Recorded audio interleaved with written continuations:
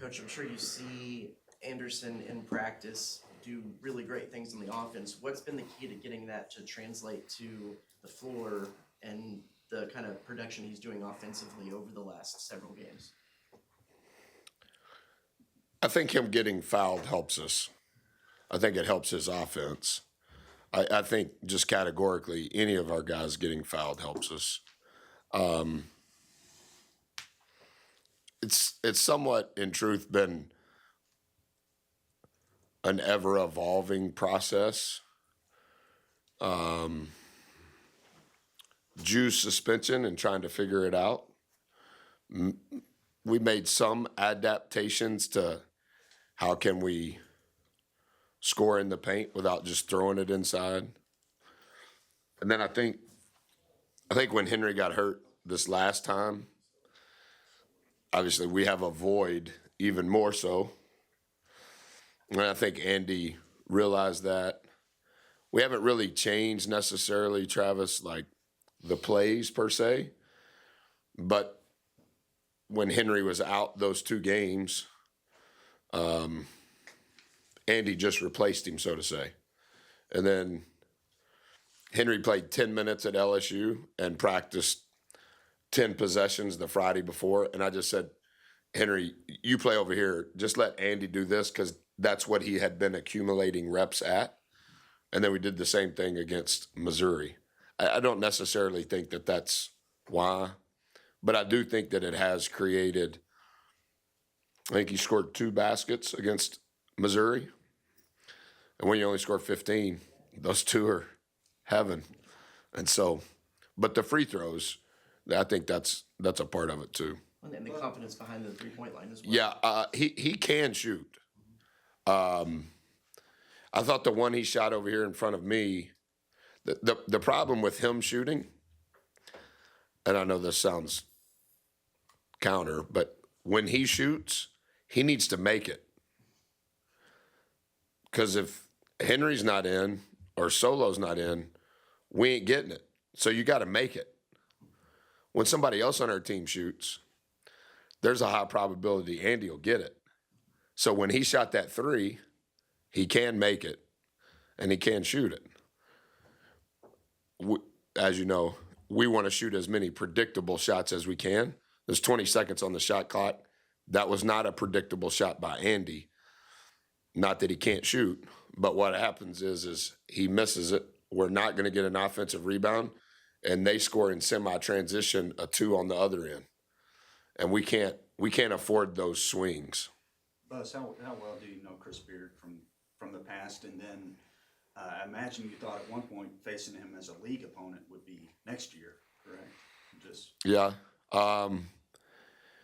I've known him my whole career. I was an assistant at UTA when Steve Lutz, who's now the head coach at Western Kentucky, and Coach Beard were graduate assistants for Danny Casper at Incarnate Word. Coach Lutz was in Corey and I's wedding. And so for the most part, I know Coach Beard through Coach Lutz. And then I've known Coach Terry at Texas probably about the same time. I think Coach Beard is 51, and I think Coach Terry is he looks younger than Beard and I both do, but he's a little older. But I knew Coach Terry. I didn't know him when he played at St. Edwards, but he worked for Jerry Wainwright when Coach Wainwright was an assistant at Wilmington. And Coach Wainwright is one of my heroes. He was eventually on our staff at Marquette. So that group of Texas natives that are all in their early to mid-50s that all had bad jobs, we're all aware of one another. Hey, Buzz, y'all have come from behind or, large deficits or, so many times. Do you even get frustrated at all when y'all fall behind, or is it just you're used to it and understand what it takes to come back? Some of those come from behinds have been just awfully slow starts. I think the Missouri game started 13-4, So the game before that, we played at LSU. I think it started 10-2. The game before that was Arkansas, and we're down 20 fast. The game before that was Kentucky. We're down 10-2. So some of what you said is right, but over the last 2.5 weeks, it could be attributed to just started really poor. I didn't think that our energy was poor against Kentucky. Our energy wasn't poor at LSU, and our energy wasn't poor versus Missouri. Now, at Arkansas, our energy was poor, even though we weren't making a shot. But some of that is just Iowa State, big come from behind, play without Boots, play without Henry. That was some of it.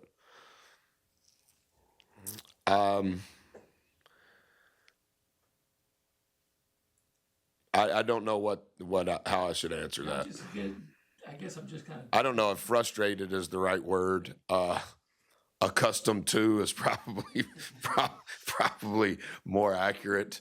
A very quick / stark reminder of how difficult all of this is right away. You know, like as soon as you shake hands and give hugs and all right, it's about to be a fight for 2.5 hours. And so. And how are y'all, what is it that enables you guys to so consistently come back?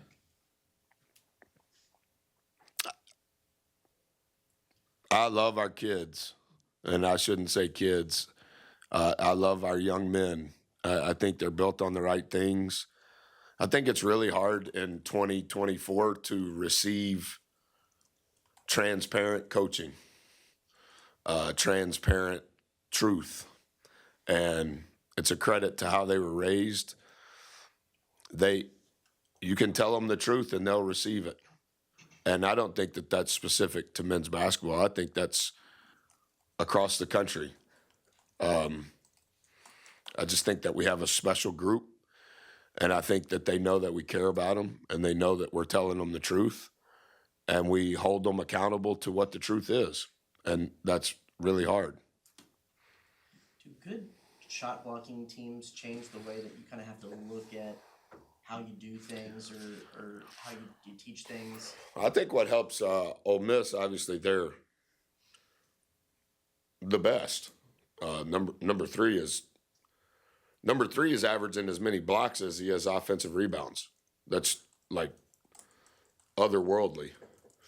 And number 33 arguably is just as good of a shot blocker and a better athlete. He doesn't have 21 blocks in 6 conference games the way 3 does, but it fuels their break in transition, right? And so you think of it as an offensive coach, hey, don't get your shot blocked, it's a turnover. But the other part of that is if and when you get your shot blocked, it's probably 2 points, and they're shooting 100% on those baskets on you defensively. And so, like everything else, it's interconnected. And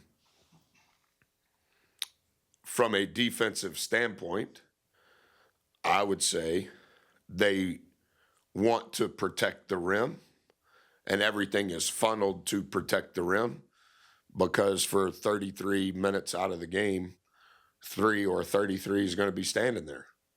And so your plan on how you're going to handle that is important, not just from an offensive standpoint, but your plan on if there is a block, what are you going to do? That's just as important. Outside of their rim protection, what other obstacles does Ole Miss present you? Well, I love their team. It's all of the guys that were there with Coach Davis, except for 3 and 33 and 5. And 0 is now eligible. So those 4 players are joining the 4 returning players from the team they had last year and the year before. Great mix of offensive scoring. I think the 2 7-footers help them defensively, but they're also borderline elite level athletes. They do a great job screening. They do a great job rolling. And then those Coach Flanagan's son, number 11 is their leading scorer. I think he had 26 on us last year. We couldn't guard him, and we tried a lot of different things and we couldn't slow him down. And then number 4 has always been very effective, but I think 4 is probably playing even better than he has in the past because 7 is now there and 3 and 33. And I think the one that's kind of unsung is number 5. Really fast, does a great job of putting pressure on the defender that's guarding him, but he's also really good at setting up his teammates. And so I love their team, and their analytics are offensively are really, really good as we've played in a while. And so we'll have our hands full, but I think they've continued to improve as the years went on. The media, I guess, didn't think they were very good or didn't know the guys that Coach Beard signed and haven't lost a game at home and have just continued to improve and get a little better and get a little better. And you can see that in how they play. How have you seen Jace kind of go from being kind of the guy for his previous team to being more of a secondary option and then just kind of developing from bench guy to starter and making an impact in other ways beyond scoring? Yeah, he's done a great job in all of that you just said. He has impacted our team without scoring. From a perimeter standpoint, similar to Dexter. We're very reliant on what he does for us on the glass on both sides of the ball. And I think because of he's real smart. And in this era of the portal, your style of play, I think you have to figure out how you want to play, but then you also have to be able to adjust. But it can't be overly complex because some of these guys are going to be here one season and leave or only have one season left. Jace has really spent a lot of extra time off the court trying to figure out what it is that we need him to do on the court to be successful. And he's done that since the summer. You know, Dexter wasn't here in summer school. And so I think it took Dex a little bit of time to kind of, this time of the year, he had already kind of figured it out. But I think Jace was ahead of the curve. Like what he did for us at Ohio State, what he did for us in Orlando, he already kind of knew, but he was very time conscious, not game time. He was time conscious when we weren't together of trying to learn our defense. We call it Seattle 3. A lot of what we do offensively in the first 10 or 12 seconds, we call phases. Like he spent time learning all that from all the coaches. And I think that's benefited him. And I think our returning players readily accepted because they knew he already knew what was going on. And I think that gave him confidence too as a new guy. And Jace too, he talked about his dad being a Marine. Yeah, his dad and mom don't play. Either one of them. And I know his dad, I have the utmost respect for his parents. They have been tremendous. And I actually think that in some regards, there's a high correlation of how he was raised and how our program operates. So there was never, he had traction right away. Like he picked up on things right away because there was maybe some similarities in the discipline that he was raised in at home. Like none of that threw him off, even though he was a upperclassman transfer. I think he kind of found comfort in that, to be honest. Yeah, his dad's straight up, but his mom is too. And you got to be careful on those relationships because you walk in there as a guy going, yeah, like the dad, the Marines, whole life, now has a job that's basically, he's a smart guy that, whatever you call it, there's a word for it. Spend your whole life in the service and then get a job as a civilian, basically supporting the service, like whatever that is. That's what he does. And then you walk in there and you start paying attention and trying to read the room, and the mom never says anything. And I told Rock, we met him at the FBO in that little town near, well, it wasn't the town where he's from, but I told Rock when we were going back to the plane, I go, I love that dad. And he goes, yeah, I knew you were going to connect with the dad. And I go, I think the mom's running the whole thing. He goes, what? I go, it's the mom. And words we use, a champion, like who's the person that's the needle mover in the decision? I go, the mom is the champion in that house. Yeah, the mom, and she was here the other day, and she did there's only been 2 moms in my career at Texas A&M that have led the prayer walk, Miss Coleman, and then Miss Carter came to College Station for the first time for our game on Tuesday to watch Jace go 1-7, and that was an expensive basket, and so she and Jace's grandmother were in the stands. So if you're related to Team Bus 1, you have to join the prayer walk. So they're coming out of the stands and walking over. And so she's just standing way over here on the baseline, like behind where the photographers would be on the baseline. And I said, Miss Carter, just come over here. You're going to stand next to Jace, and you'll understand it as it goes. But as soon as we start walking, you start praying and just pray till we get to the other baseline. And she just goes, I got it. Like, not what is this? I got it. She had it. So, yeah, she has the juice in the house. It's like my house. Anything else? Buzz, you mentioned Julius earlier with the semester in full swing and everything now. Are there any updates on No, that? sir, I haven't. The last time I talked to you guys, that's literally all I've heard since then. Jace kind of mentioned earlier the relationship that he has with you, how much he wants to please, and Yeah, thanks. just, we hear that with a lot of your players. Really? Does that philosophy, where does that philosophy come from? Because not a ton of coaches necessarily have that need to have a relationship like that with their players. Well, that's nice.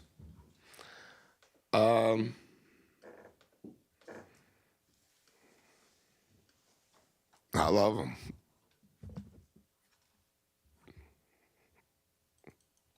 And I hope they make every basket. And if they don't, I love them. And I want them to do good because it's important to them. And I want to do good because it's important to all of us. But someday I won't coach, and someday I won't play. And I've kind of reached the threshold in my life that early in my career, I think I wanted to prove that I could coach. And what you would say about me, or what Brent would tweet about me, or what the message boards at TexAg say, or the local paper. I wasn't always nice to those guys. I was never mean. I never had an emotional outburst. But I always, at times, I think I had an edge because I was trying to prove maybe things that I thought mattered, that now that I'm older, they don't matter. And I want Texas A&M to do good, and I want a lot of people to come to the games, and I want basketball to be important at Texas A&M, and I would like to participate in consecutive NCAA tournaments and win a game in the tournament, and all of those things. I think my drive is still in place, but at the real core of it, I don't care what the opinion of others is anymore. And that's been liberating in many respects. And it's so hard because you're just media availability, ESPN, SEC Network. Hey, we want to talk to you. What about the game? What are you going to do? And what about this? And that guy's good. And this guy's good. And he's not playing good. And you can't make a shot. And like, I understand. And I'm not complaining at all. I'm living a dream better than I deserve. But I want to have a real relationship with those in our group. And someday we're not going to be playing and coaching. And I want them to know I always told them the truth. And that I was always trying to help them improve their life.